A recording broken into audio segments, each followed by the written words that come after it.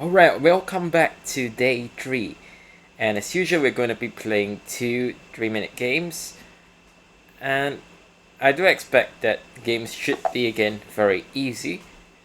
And we'll just play and see, I guess.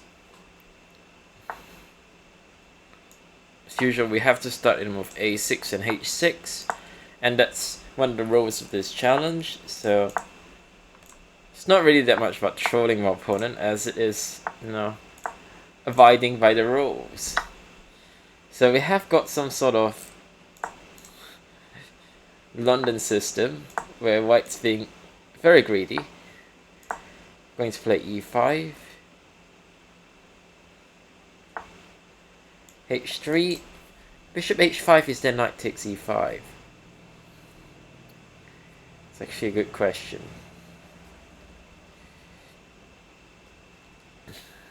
Bishop h5, knight e5.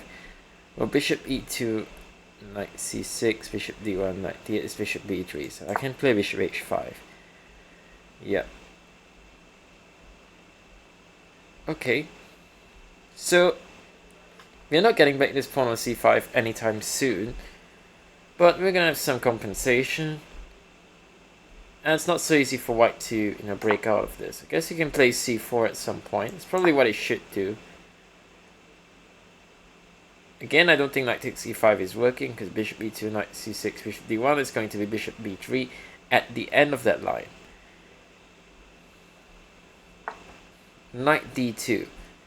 To me, that feels very strange. My feelings after bishop c5 is setting up some knight takes e5. Huh.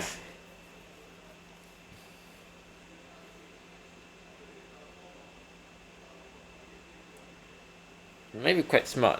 Bishop c5, knight e5, knight e5, bishop h5, knight e5, bishop e2, knight c6, bishop d1, knight d8. He's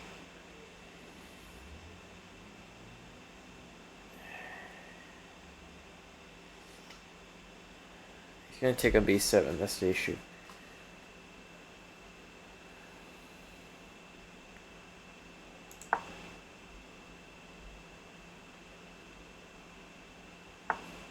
Okay, we're going to take on e2. I'm going to take c5. This guy is a bit tougher than I was expecting. Okay, but now we've got the position that we like. Okay, we're going to put the bishop back on d6, obviously. Knight d4, hitting the pawn. I'm going to play queen d7, cover f5. And we're going to go for castles on the next move. a3, okay, castles. Yeah, I mean, it's quite clear that that was his idea, but at the same time, I'm not sure I really believe it. Here. Okay. So one thing we can do is we can try to create some sort of a battery, and hopefully that will... Also, easier said than done, actually. Queen e7, knight f5. I'll play bishop 7 with the queen on d6. I should play a bit faster, otherwise we could get tense if we're not careful. Okay, we're gonna threaten mate. He's got to play g3 and whoa. Okay. That was unexpected, as usual. Shit.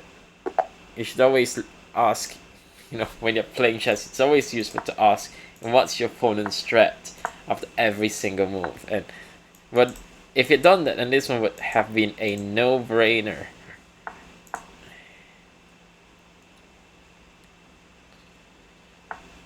Really would have been a no-brainer indeed. Okay, let's play c4. Knight f3. d5, e3. Okay, e3.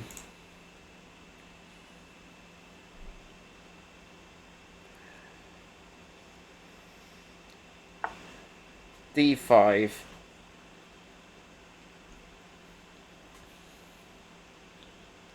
Let's play d4.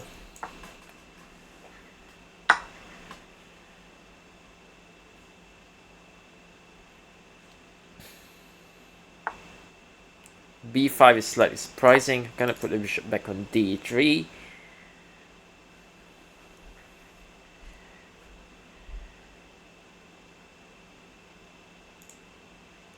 ready to castle. Play some normal chess. That's what we're gonna do.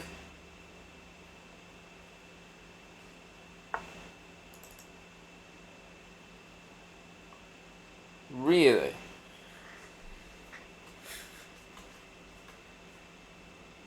I was under the impression that there would be some Queen C2 nastiness, but somewhat it doesn't seem to be the case at all.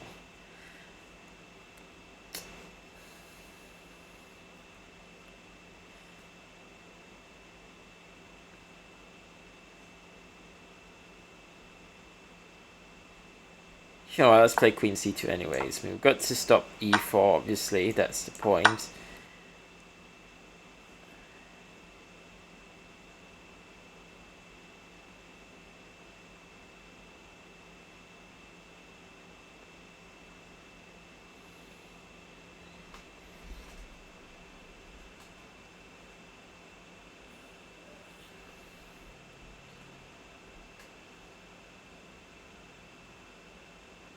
I don't know what he's thinking about. Yeah. I think you have to play with like H6.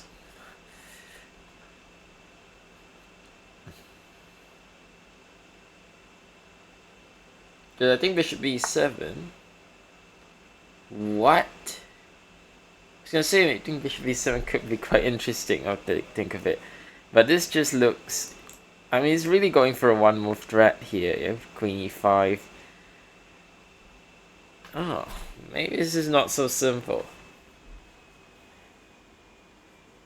I guess one thing I could do is I can take here and I'll play knight D2 instead of taking H7, because taking H7 there's gonna be King G7, and I'm afraid if I then go knight D2 there could be F5, and if bishop F5 Queen E5, and that is exactly what I want to avoid, and that's why I'm playing knight D2. And he's gone for this same idea. So if I take then knight E5, which obviously we don't want. This could be interesting to open, you know, some lines after all his... I don't understand this move. I play knight F3. And the next move I take on F5. Ah, he wants bishop B7. That's actually tricky.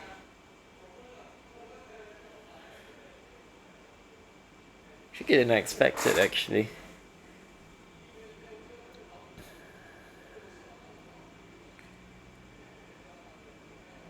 I'm gonna go for what I think is an interesting pawn sack. It's really this setup is a bit menacing, and we can get rid of some of his active pieces. We could definitely try to, you know, make our trumps speak for themselves. So I'm thinking after he takes up the rook E1, his queen will have a decision.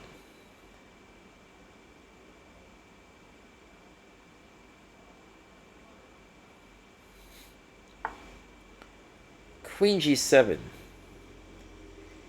So now we have a choice. We can take on C7 or we can take F5. I'll take C7.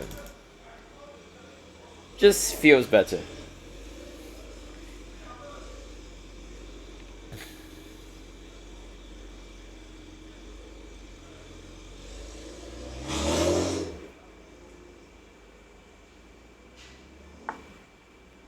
He's gonna get flagged in a sort of a decent position.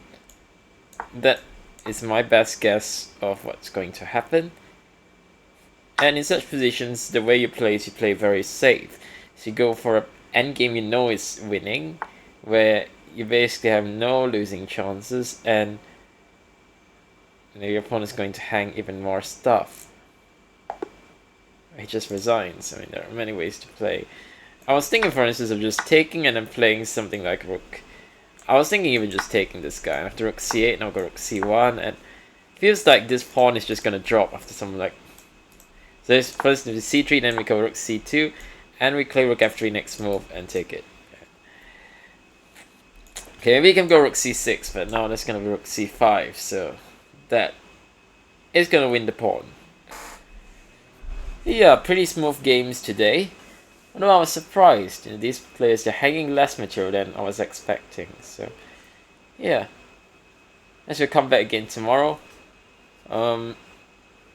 And I guess the games will, hopefully be slightly tougher.